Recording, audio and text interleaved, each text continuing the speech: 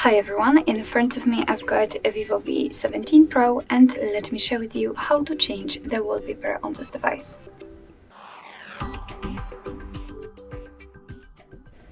So first of all, let's enter the settings and then we have to scroll down just a little bit to find home screen, lock screen and wallpaper. Now let's tap on the wallpaper, and as you can see here we've got some pre-installed options from which we can choose.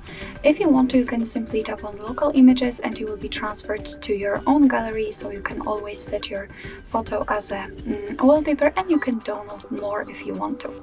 So in order to check the preview of the wallpaper, simply tap on it, and as you can see it will appear on the full screen. You can always tap on preview and you can see how it will look like with the icons of the apps applied. So if you are happy with your choice, just tap on apply.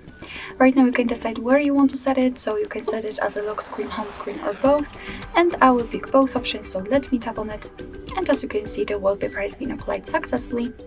Alright, so that will be all. Thank you so much for watching. I hope that this video was helpful, and if it was, please hit the subscribe button and leave the thumbs up.